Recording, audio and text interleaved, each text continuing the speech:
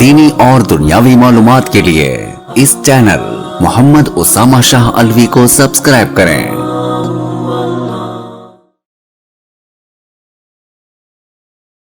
نحمده ونصلي ونسلم على رسوله الكريم اما بعد فاعوذ باللہ من الشیطان الرجیم بسم اللہ الرحمن الرحیم۔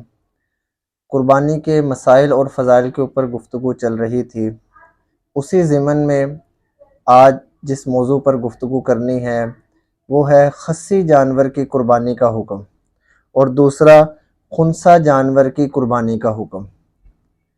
بعض لوگ یہ کہتے ہیں کہ جس جانور کو خصی کروا دیا جائے اس کی قربانی کرنا جائز نہیں ہے۔ وہ بہت ساری عجیب دلائل اور دلیلیں پیش کرتے ہیں کہ جی وہ یہ ہے، ظلم ہے، فلانا ہے، ڈھنگ ہے، حالانکہ ایسی بات نہیں ہے۔ خود پیارے رسول اکرم صلی اللہ علیہ وسلم سے بھی خصی جانور کی قربانی کرنا ثابت ہے۔ ابو داؤد شریف کی حدیث ہے، حضرت جابر رضی اللہ تعالیٰ عنہ اس کے راوی ہیں، وہ فرماتے ہیں کہ آپ صلی اللہ علیہ وسلم نے دو بڑے موٹے بڑے سینگوں والے چت کبرے جو ہیں، دو مینڈے جو خصی تھے ان کو اللہ کے راستے میں قربان کیا، اللہ کے نام پہ قربان کیا۔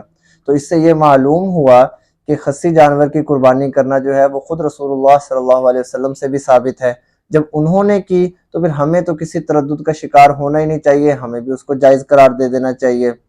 بعض لوگ یہ کہتے ہیں جی کہ وہ قربانی کرنا ظلم ہے، حالانکہ ظلم نہیں ہے، بلکہ خصی جانور کی قربانی کرنا جائز نہیں، افضل ہے۔ اور کیوں افضل ہے؟ کیونکہ جب جانور کو خصی کروا دیا جاتا ہے تو اس کا گوشت بھی بڑا عمدہ ہو جاتا ہے، اور اس کے اندر سے بدبو بھی ختم ہو جاتی ہے، اور جانور بھی موٹا ہو جاتا ہے۔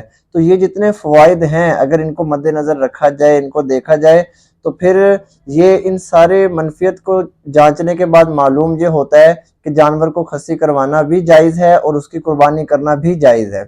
دوسرا یہ تھا کہ کیا خنثی جانور جو ہے، جو پیدائش سے پتہ ہی نہ چل رہا ہو کہ آیا وہ نر ہے یا مادہ ہے، تو اس کی قربانی کرنا کا کیا حکم ہے؟ تو اس کی قربانی کرنا مکمل طور پہ ناجائز ہے، اس کی قربانی نہیں ہوگی۔ اگر کوئی آدمی اس کی قربانی کر دیتا ہے تو اس کی قربانی نہیں ہوگی، اور یہ چیز بھی فقہاء اکرام نے ہی لکھی ہے۔ تو ہمیں جو ہے نا یہ مسئلہ سے یہ پتہ چلا کہ جو خصی جانور ہے ہم اس کو تو اللہ کے راستے پہ اللہ کے نام پہ قربان کر سکتے ہیں، لیکن خنثی جانور کو قربان نہیں کر سکتے۔ وآخر الدعوانا ان الحمد للہ رب العالمین۔